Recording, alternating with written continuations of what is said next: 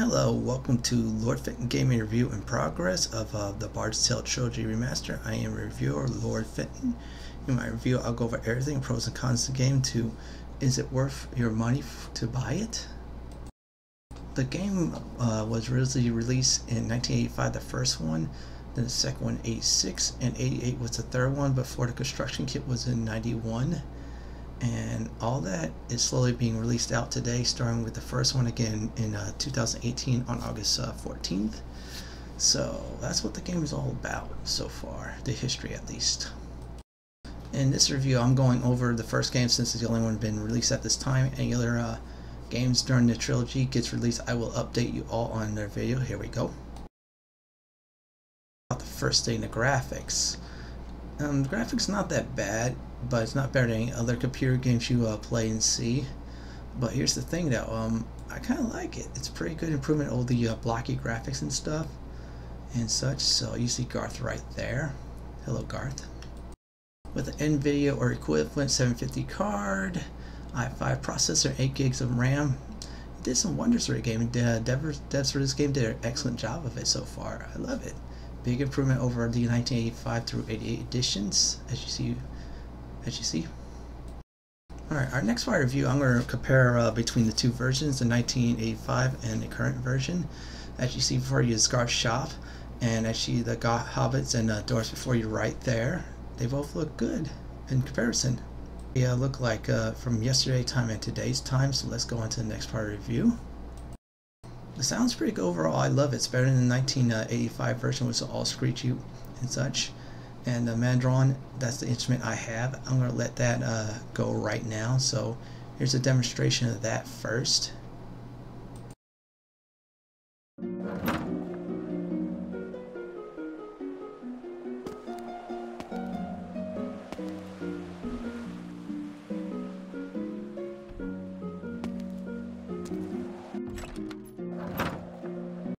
Okay, I'm going to show you all the horn and also combat sounds and such that you'll all hear. So here's the horn and more.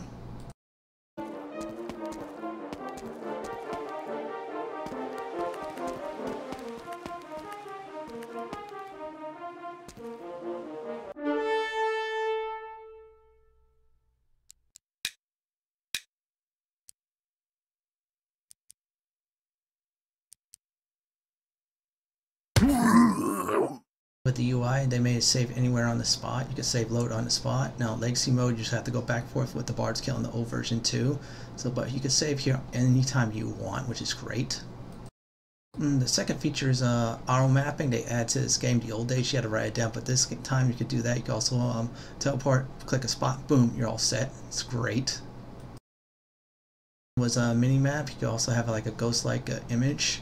You can see where you're going. It's another great feature in the game. Makes things a lot more easier. Again, old days was pen and paper. It's excellent. Let's go on to the next part. Next part of the review is the what do you call it, icon buttons you see on the upper right going downward. I'm showing you the map again, but still, those icons, you can do everything you want and such. It makes things easier. Yeah, see, you can go party tag, cast spells, sing and such. It's great option in my opinion. Talk to you about the Adventure Guild and how you make your characters and such. They still have the same class from the game, like the Paladin, Warrior, Hunter, Bard, and Rogue, and your casters, Hunters, and Magicians. Later on, you get Sorcerers and Wizards. They're all the same. You create your party members now. Difference with this version, newer version, the old versions, now they have females, which is awesome. Great job on that. Explain a little bit more about the classes. They're the same, except for Rogues got a little bit buffed up in their hide and shadows. They could do damage now in this game. Hunters do instant kills. Warriors equip almost anything. Paladins resist evil. Monks could have low AC and fight with more damage and such. And your casters are powerful to go on. As you see before you, there's random rolling and stuff. So they kept that in the game, making it more immersive and awesome. I'm glad they did that overall. No changes at all. Also, I like to demonstrate the conjurer male and female real quick. This is the male version. I'm going to click on the next one, I think it is. Let me see. Right there's the female version conjurer. They did a great job overall, so if you want to have an all-female party after you play the older games, go for it, I say. One thing about classes, there are restricted items and such and spells, so that's what they did in this thing. They kept it that way. They kept it to the original version. They did no real change, except for the rogues made them a little bit more powerful. The original games are extremely underwhelming until you get to 3, which they were OP'd. They did a great job with that. As for spells, you can cast them in your menu out of the combat instead of typing in the commands, which is a nice new feature. See, it makes things easier. You could also cast them in combat the same way as you do outside combat. See, select it, cast it, and you should be off and going. Yep, see, I'm going to demonstrate that. Everybody doing that right now makes things easier. Also, in the later versions of the game, there's icons on the menu where you select what type of spells you want to cast. Made things much more easier. And I'll show you one more method you could do for spell casting, which they did a great job of improving in this game. Yeah, you just type in certain letters or the old letters from the old games, and away you go, like ML, MIBL, and you get to do damage and stuff. So overall, they improved the accessibility of the caster system by kept everything mostly the same, which is awesome. I loved it overall. Let's get to the next part we're going to talk about. They changed some range too, so no more first 2 fight and the other one in the back fight, same range. This time they gave them from Bard's Tale to the meters, so you gotta be much more smarter now in certain spells. So you cannot just Magma or Mind Blade after enemies are over 30 meters, which makes things more difficult and fun at the same time. See. Alright, next up is item pool and gold pool. In the old version, you each had your own item set and own gold set, but this game they pull your items in gold, which things much more easier. In the legacy mode, they will restore the old rules on that, which is pretty neat, as you see before you. Also, they did color code the items. Red you can't use, white you're equipped it, and black you can use. Great job on the devs on that, made things a lot more easier and accessible. In our next part of the video, I will just demonstrate what I just talked about. But overall, this item pooling and gold pooling is nice. And let's see here. I'm going to give Kalar the crystal sword equipped to show you that. Yep, she can equip it. White, perfect. Our next part of the video is controls. You can use WASD like in modern games, arrow keys like the old version, or the mouse in some versions, but they made it much easier with the controls. Great job on that, devs. Now as for accessibility and easiness, yeah, there's a lot of clues there that tells you what to do and where you go. Hold your hand, like the trap zap on chests, which is real nice, but if you're an older game, you might not like that. Now onto the story. Is very simple back in the day, and it's still simple without any changes at all. All it tells you is Manguard the Dark, surround the town, eternal winter, set loose monsters and such. It's the same game. If you expect any story changes, you will be disappointed at that, I will say, but other than that, if you just like simple stories, this game is probably good for you for that. On people's point of view, they went simple or more complex, but overall they did a great job of that, maintaining the original story without changing anything. Another thing they add is this guy right here to connect the 3 games to 4. He gives you hints on what future games are in store, so if you want to talk to him you can. If not, you can ignore him. He's totally optional, which is great. Next part of the video, I'll talk about the shops and services they kept. For example, churches, you can heal your own party now, which is great in the later patches. There's your temple, which is excellent, you see. Next, I will tell you about is also Roscoe. You also heal all your spell points. They still kept that in the game, like the old games they did. And let's see what else they did keep. Okay. Yeah, showing you Roscoe's one more time. And guards, where you buy and sell items. Wherever you sell, you can also buy back, which is nice. You sell something by accident, you can buy it back, a little bit more expensive, but that's how it rolls. They did keep a certain rule like guards in the review board. I'll explain later. That they're only open the day. Nighttime they are closed. So do your shopping in the day. Next is taverns. Get your information and order your bar to drink. They kept that in the game, which is real nice. One quick thing about items in the game, they maintain all that in the original. They didn't add anything. It's great. Last but not least, on our shops and stuff, they kept in the game's review board where you could level up, acquire spells, and change classes when you feel like on your casters. See, it costs money to get your spells, and it doesn't cost money to change classes. Once you change it, you cannot go back on a caster, so keep that in mind. They did a great job of maintaining those rules. Many things in this game, like for example the statues, they are very kept They didn't get rid of it at all because people sometimes complain about them, but they want to keep the original values of this game. This is one of them, is the statues you see before you.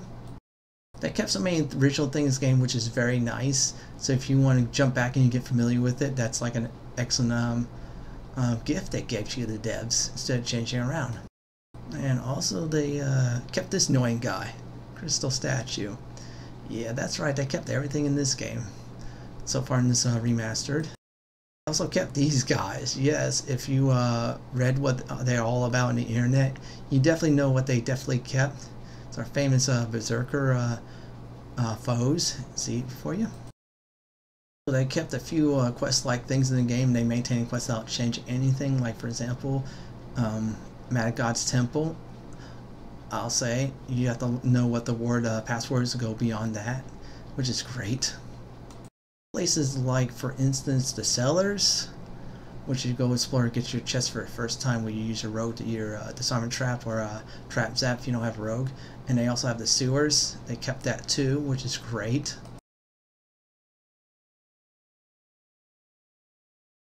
This is another thing they kept is the catacombs. They improve on the looks of it instead of the old game. They kept that originality. Great job, bravo.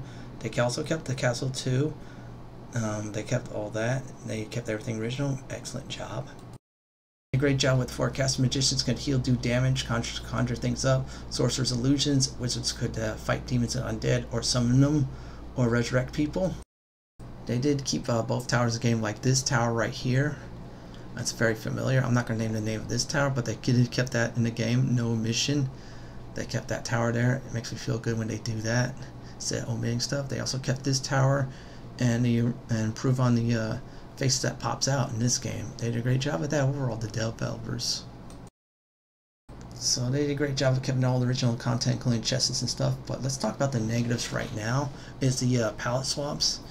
They dropped the ball in. They should at least give it like a different color and stuff instead of just the same old what do you call it, portraits from the older game. They should have worked more on that. At least put a little extra effort in it like they did with the dragons by doing a palette swap at least. See, there's mercenaries and Blademen. They look the same, very much the same. I'll show you another example. They did the same thing.